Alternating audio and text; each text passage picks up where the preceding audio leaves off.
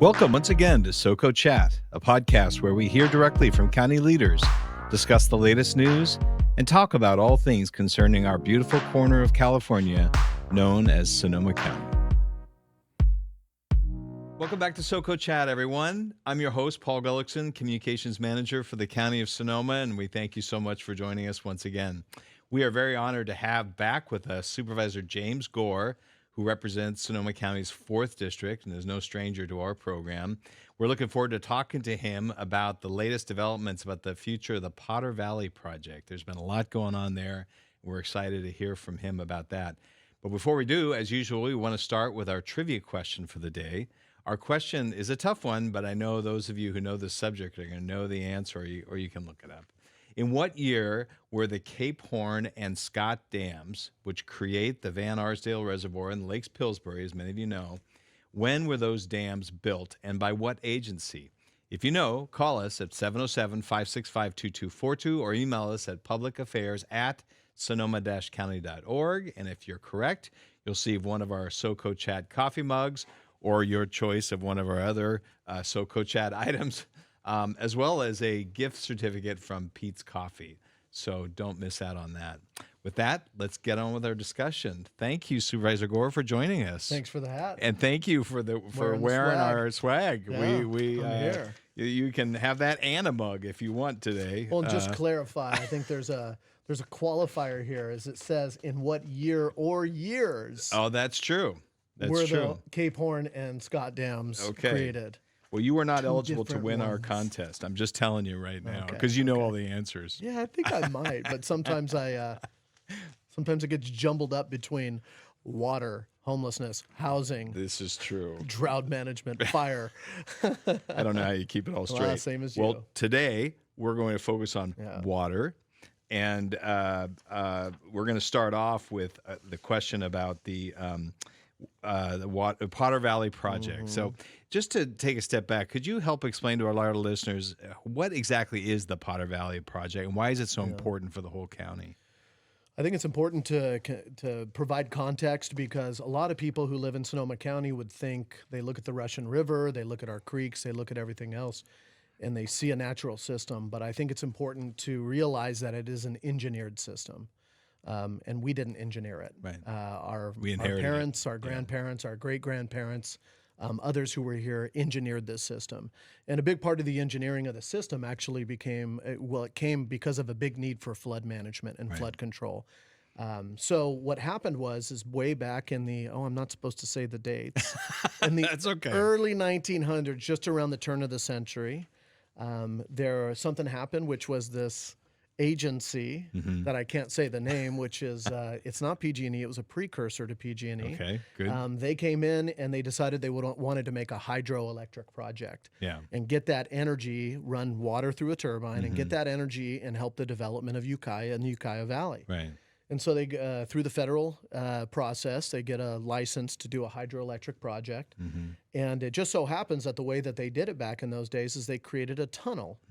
They drilled a tunnel in between the Eel River watershed and what would be considered Potter Valley and a drainage ditch on the other side. So which would leading to the Russian River. Absolutely. Yeah. Now, uniquely is that the true natural headwaters of the Russian River is not what is now called the East Branch of the Russian River. And those headwaters, those were man-made and newly created headwaters. Right. So our system used to be a very big boom and bust system, depending on how much water came on, how much delivered. But basically, it's a good thing to remind ourselves that our system is really dependent upon a lot of engineering projects that started at the turn of the century. Right. So basically, the Potter Valley project comes through, hydroelectric energy is created, and then on the other side, this water gets dumped into a ditch. It's not monetized because it's not a water project, so they don't sell the water. And then that water goes down, and then it fills up Lake Mendocino. Yeah. But also people in Potter Valley use it for agriculture and houses and other things. Yeah. And then it's released from Lake Mendocino. We hold a water right as Sonoma, Sonoma Water in Sonoma County in Lake Mendocino. And then it comes down through the Ukiah Valley. Yeah. And then it goes through Alexander Valley, which is northern Sonoma County. It goes by Cloverdale, Geyserville, and then through Hillsburg. Yeah. And then it connects with the rest of where our other dam, Lake Sonoma, pulls water and drops water down through what is called not out of Warm Springs Dam, but down Dry Creek. Right. And then all that water that comes and combines and connects, some of it is captured from wells along the river, and it's sent out in our water system for 600,000 people, Sonoma and Marin. Right. Marin.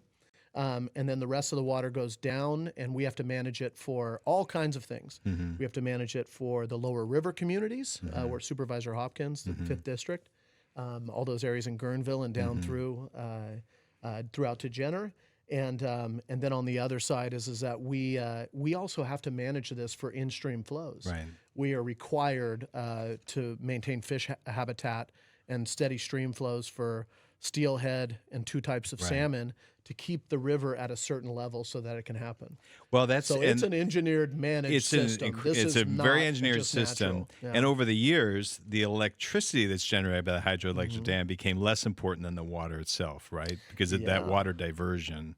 And ironically, right off the bat, because it's a small hydro facility. Yeah. And ironically, at this point, for the last 3 years, PG&E, who runs the project, it's a private project owned by PG&E. They have not produced any power. Yeah. And so PG&E, I mean, I won't go too far, but just this is a good transition. Yeah. What happened is about 10 years ago, PG&E decided that as a company, they were losing $3 to $5 million a year on this project. It wasn't worth it to keep it going. If they couldn't transform an energy project into a water project, so they decided to surrender this project. Right. And the reality is that a lot of these dams, this infrastructure, all these other things, it's aging. There's seismic safety issues with one of the dams. There's all kinds of maintenance needed. It's expensive. It's the beginning domino of a lot of issues, right? This small little Panama Canal, if you will, up in at the end of the northern parts of the county, the region. But yet the water is so critical, and that's really and as you know, I mean, there's so much at stake because we have agricultural rights, we have the fish that we're protecting, and all those things. So the key question is what's going to happen with that water. Well, let me just add one other element if I can, which is it's important to know everybody's story about this because this is a regional system. So Lake Pillsbury itself is in Lake County. Right. In Lake County, the headwaters of the Eel River are in Lake County. Right. The majority of the Eel River itself, which is a encumbered and a endangered watershed, runs through the majority of Humboldt County. Not only the Round Valley tribe, the Wiyot tribe, others on that side, but also the tribes all on this side. Yeah. The different areas of the Pomo, the Southern Pomo tribes. And all have an interest here. And then Mendocino County has an interest, Sonoma County has an interest, and then also Marin County, as a purchaser of water from us, has an interest. So if you listen to everybody's story, it's like on this side, Mendocino and Sonoma would say, this allowed us to do flood protection, but it also allowed us water supply.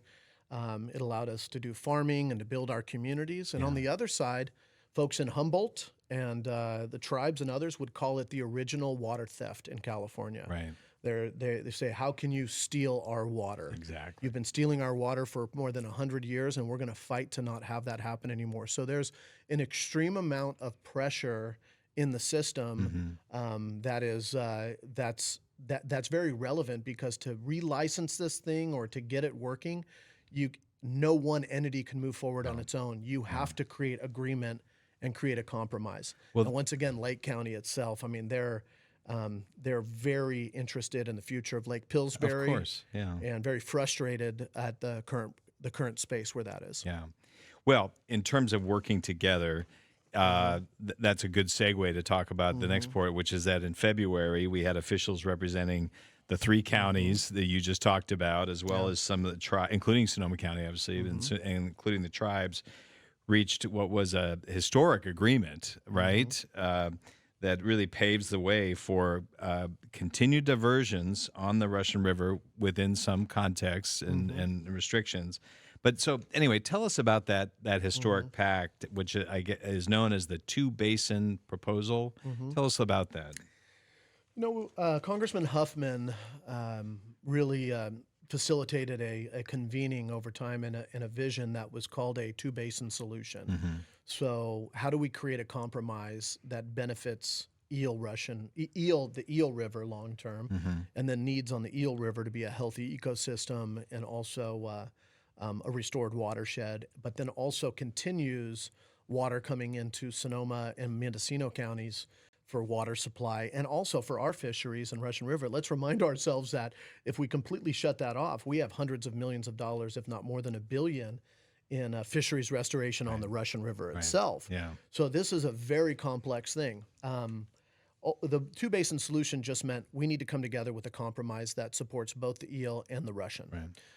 To get to that compromise, that's a real tough thing because I'll tell you what compromise means in our work is it means nobody gets everything that they want, especially if you're coming from opposite sides.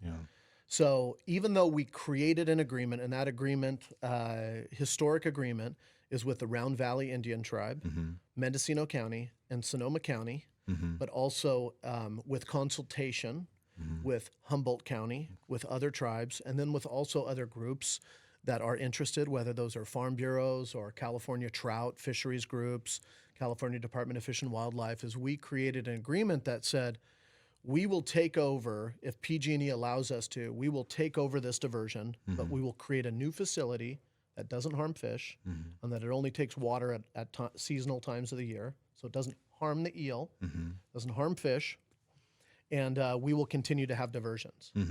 But that's so here's a part of the compromise. That's not as good as we have now or as we had in the past for Sonoma and Mendo. But also, folks on Humboldt and other areas, they didn't want any water coming forward. So many of them wanted this thing to shut down. No more of our water going down south, right?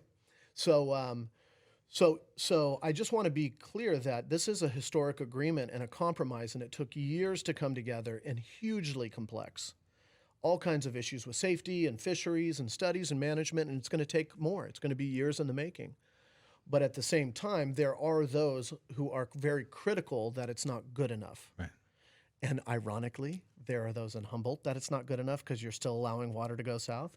And there's folks in my district who are saying that's not good enough because you're not getting enough water at the right time of year. But the difficulty is that you have to work with the art of the possible. Many people criticize what is a proposal brought forward and a solution, but if they don't have a separate solution that's better, then you got to keep moving on with the solution you've created. Well, one thing I wanted to mention was we're not just talking about the Potter Valley project changing, or being decommissioned by the PG&E, but the PG&E is also talking about plans to tear down Scott Dam, which is the main holder of Pillsbury and Lake County, as well as Cape Horn Dam, where the Eel River is diverted to the Russian River. And so there are a lot of residents concerned about, what is this going to do to flows? What's it going to do to Lake Pillsbury and all that? So there's many pieces to what's happening now as PG&E sort of steps away, and also concern about the fish, right? So and granted, PG&E put this up for auction before it went into the surrender process. PG&E said, "Anybody want to buy this?" And they put it up on a public auction, and there was no proposals that came in for that. Now, there's a reason for that. It was it's very complicated. There's huge liability associated with this. As much as these facilities would be considered assets because you can deliver water and hold water, the idea of, let me give you an example, is that there's many people who are rightfully frustrated in Lake County about the prospect of Lake Pillsbury going away. Of course. But from the side of Mendocino County and Sonoma County, we couldn't step into that space of taking on hundreds of millions of dollars of liability of that upstream when everything that we get from the regulatory entities, the fisheries, the environmental, and the other side is that it's going to require upstream passage. So that dam is, whether it's seismically unsafe, which is one thing PG&E has submitted information on the other side is even if it wasn't seismically unsafe, you'd have to create upstream passage, and there hasn't been a viable solution created for that. So you're talking about something that many people see as an asset. Not only people who own property on Lake Pillsbury, but also the communities, the firefighters that use water for fire defense, all the downstream communities that use that water. I mean, it's a huge, huge impact. Right. But yet at the same time, we as Sonoma and Mendocino County, and then in joint with the Round Valley Indian Tribe, we had to make sure that we were going after the diversion. Yeah. Even if it wasn't everything that we needed, we have even if had. we have to take growing pains with Right. that. Yeah. And I will say that as at the end of this, maybe we'll talk about what not just the 10-year future is, but the 50 to 100-year future is. Right. Because there's another thought, an idea about Lake Sonoma and another pipeline going up to Cloverdale and what that would allow us for other kinds of resiliency. Yeah. But Well, this stuff that's is ambitious. Big. This is big generational work. Yeah. This is not small stuff. Well, like you said, one of the things that Sonoma County is going to have to recognize is, seasonal flows. Diversions will be limited to those winter and spring months and years when it's allowed, that there's adequate flow, right? Which means we're not going to get as much as we've had in the past. Yeah. Which also calls upon the Russian River watershed to be less dependent and to come up with more ways to use water and also store water. Yeah. And I want to call attention to the fact that just last week there was a signing ceremony up at Lake Mendocino. Congressman Jared Huffman, he got $500,000 secured for a U.S. Army Corps of Engineer study into possibly raising the dam at Lake Mendocino by 3 feet, which would increase the capacity of storage there. What do you think about that? Kind of like you say, this is not a one-trick pony. Yeah. Water is life. Everything is dependent upon it.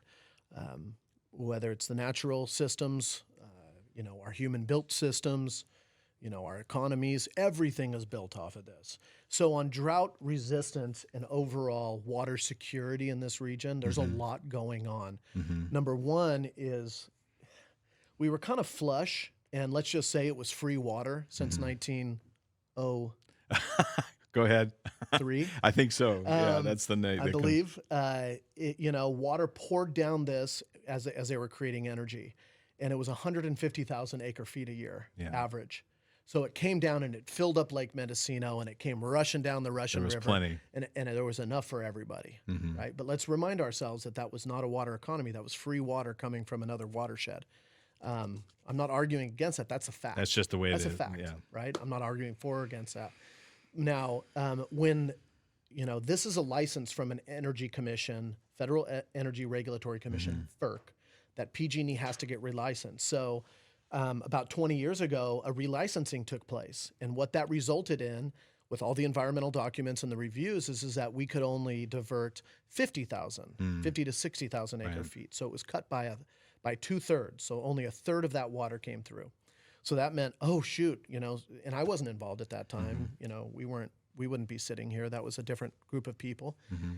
And so they started to work on, and especially Sonoma Water has done amazing work, and especially accelerated over the last 10 years that we've been involved in.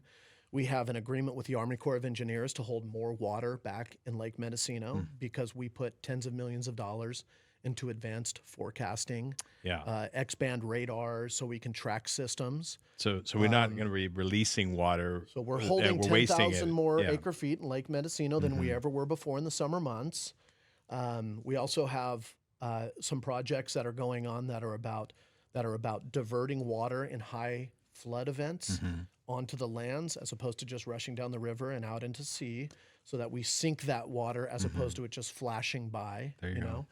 That's called a slow it, sink it, spread it, kind of is the idea. That's called groundwater recharge. This is, not to get too technical, but most of this area is what you would call an unconfined aquifer. It's not, a confined aquifer means you got a big lake of water down there. Yeah, it's very easy to find.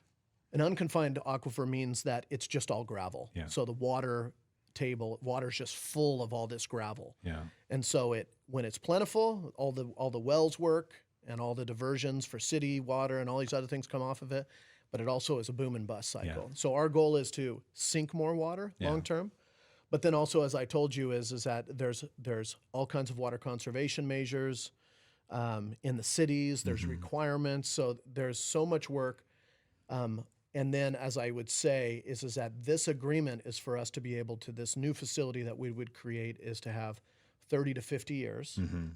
And then we're also studying if we did a pipeline from Lake Sonoma over Dutcher Creek Road down into kind of the Asti area. And if we had 2 outlets from the lake, people may not realize this, but the easier it is to evacuate water from a lake means the more water you can hold. Right. So that would allow us to hold even more water in Sonoma, in Lake Sonoma. And currently under our agreement called FIRO, Forecast Informed Reservoir Operations, we are holding 10,000 acre feet more in Lake Mendo, and we are holding 15 to 20,000 acre feet more in Lake Sonoma. Oh, yeah. So we are, because of our agreements, because of our forecasting, because of our conservation methods, we are leaps and bounds ahead Much more of where efficient. we were. Yeah. But this is still a difficult Yeah. thing. We still have work to do. The last thing, go back to your first question, is that this agreement, it's 500,000, but it's also 500,000 that comes through the tribe. The Lytton tribe is a co-sponsor, $1 million. Feasibility, Lake Mendocino and Coyote Dam. Funny, people might not realize this, but for every one of these structures, you have the name of the lake And and a the separate dam. name for the dam. So Lake Sonoma, Warm Springs Dam. Yeah. Lake Mendocino, Coyote Dam. Yeah. Coyote Dam, Lake Mendocino, was originally permitted to be much higher than it is right now. Oh, okay. So when it was built in the 40s, Yeah. I believe. Yeah. Let me see if I'm. I think you're I right. might- Because I might be switching. It was, what happened is there was money from Congress that came in that Sonoma County and others had lobbied hard for to help flood management. None of these dams were built No, for it's just water for flood. supply. Yeah. They were built for flood protection. Yeah. So the money came in for that. There also was a secondary allocation of money that was Lake Sonoma. So they completed basically 2/3 of Lake Mendo, got it filling up and working, came to Lake Sonoma, did that. Lake Sonoma is one of the youngest dams in California, the newest, early 80s, filled up. And then they were going to go back and raise Coyote Dam to the fully permitted area so that it had more storage capacity. Right. And that never happened. Yeah. So that's what's happening now. It's not just a new thing. It's like saying, hey, let's go back to, this is a fully what they call entitled. Like Right. you're allowed to build it this high. Let's see if we can do that. Yeah. After all Once these again, years. Yeah. all of these things are not just tens. They are hundreds of millions of dollars. Well, that's Bond money and debt. But once again, this is the kind of thing that you put that kind of money into right. because water is life. Well, I'm glad you brought that up because I mean there have been projections that this is going to be, very expensive, right? Yeah, So the question is, how are we going to pay for all this? How is it all going to be funded? Well, there's a couple we're talking things. estimates range up to $50 million to build the diversion, just that portion. So just that diversion. But right now we have committed from the federal and from the state agencies upwards of $30 to $40 million already committed in public money through the Bureau of Reclamation and through the California Department of Fish and Wildlife. Right. So there is money that has been negotiated as a part of this deal, public money to go into it. Outside of that money, if there is, we're going to continue to lobby and work hard to create, out of the climate bond, for example, that passed this last year in California. That's something we will target. Yeah. But how it also works is that you calculate the number of beneficiaries and how much money they would pay to be a part of this system. Because when you build this system, basically this creates a water market. Right. There's no idea of. I mean, we've benefited from having a free water diversion for 100+ years. Right. There's no way to do that going forward. Right. So, Well, nothing comes we'll for have free. to calculate all of the water users, how much all of them will contribute long term, and then what happens is a government takes that together and says how many customers, and then they go out for a bond, municipal bond, and that could be tens or hundreds of millions of dollars. And a government bond is a loan. Yeah. We just call it a bond. Right. And so it means that you go and you take that and you pay out long term, you have an interest rate. Now, let's just say a lot of this stuff, this is all very complex and like trying to line this up. And at the same time, we live in very disruptive times. The federal government is all over the place. We've certainly seen that. The money currently committed from the Bureau of Reclamation is under review by this new administration.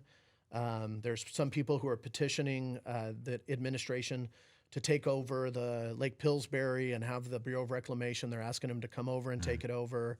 There's all kinds of other issues that we encounter in terms of water supply, water storage, grant monies, how much this comes in, and other things like that. At the same time, one of the proposals from this administration is to help pay for the proposal for tax cuts is to increase the interest rate on municipal bonds by 2%. That's gonna 70+% of public projects come from this. I know, yeah. blah, blah, blah, blah. Yeah. You know, I do this all in my other role where I'm the president of the national counties. And it is so there are so many known impacts. knowns and known unknowns and unknown unknowns. But put simply, is that this is a huge checkpoint, and it provides us an opportunity to continue water diversions, and it offers us an opportunity to continue to make better use of our water, and then to ironically create more water supply with our management of Lake Mendocino and either raising it or just better management of it, and then Lake Sonoma with different outlet structures and holding more water. We are, from our agreement with the Army Corps of Engineers, and we're the first in the nation to achieve this, is we are holding almost an entire year's worth of water that we sell every year, more than we did 10 years ago, even 5 years ago. So those are huge strides. To show that we're making progress. And all this work, it's to achieve common sense. It's like, don't dump water out when it's not going to rain. Hold it and use it. Have enough for fish, have enough for all these other things. But this is, some people say, keep it simple, stupid.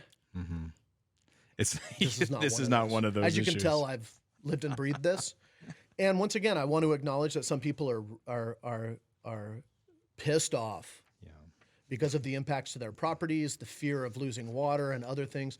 And I am just going to continue to scrape and crawl and fight with my colleagues and honor the work that's on the eel and needs there, and just continue to go for it. Well, I want to just, on that note, I want to talk about the tribes. I mean, obviously they've had frustrations for generations. They've been left out of the process, and now they're part of this process. So and particularly the Round Valley tribes, why are they supporting this two-basin plan? Well, Round Valley Tribe, somebody has to own the water right. So currently the right is owned by PG&E. Okay. But like I said, is that this is not a water project that we've been running. It is, or not, PG&E has been running. It is an electrical project, a hydroelectrical project that has a byproduct of water. So a part of this process is that water right is going to have to be owned by somebody, by an entity. And Round Valley Indian Tribe, being in that location and of that land, and their federal prioritization as a tribe in that area, gives them a preeminent opportunity to be the water right holder.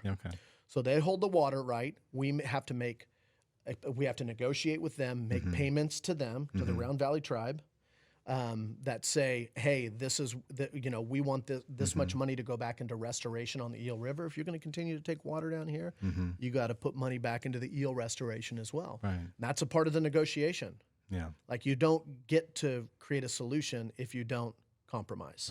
So Round Valley Indian Tribe has a priority and like a preeminence in federal law to be able to do that. But then we have to take that whole thing and that water right, and we got to take it over to the State Water Resources Control Board and have them permit us a water project, which is the new diversion. Remind you, this is a water diversion, but it's an electrical project. We have to permit it now as a water project. As a water project. And then get the investment and go in. And then we got to make sure, like with our agreement that PG&E put together with us, is that as they're pulling down that old diversion at Van Arsdale, we concurrently put in the new one at the same time. And that's how we create security that this is actually going to happen. Well, obviously, you're very knowledgeable about this. What has been your role and that of your office in all of this? Well, really, you're involved at the national level as well as part of NACO, as you mentioned. Well, I'll say, the most fragile area from a water perspective in Sonoma County, and this is a generalization. There's specific areas that have issues, but the most fragile would really be, if you look on the stem of Sonoma County, is Hillsburg to Cloverdale. Yeah. The reason being is that all of our water and water supply that comes from Lake Sonoma comes out just south of Hillsburg. Yeah. So our big water supply comes out down there. Right. So Hillsburg, Cloverdale, and Geyserville all run off of municipal wells that pull off of the river or the river's recharge. Yeah. And then also Alexander Valley, all the homes, all the wine growers, very dependent upon this. The others is Mendocino County, Ukiah Valley, and then the most fragile of all in this lower basin system is Potter Valley, because they can't depend on Lake Mendocino. They're north of Lake Mendocino. Yeah, that's all they get. So it's like it either comes down, and they don't really grow a ton of high water need crops. They grow, it's a lot of cattle.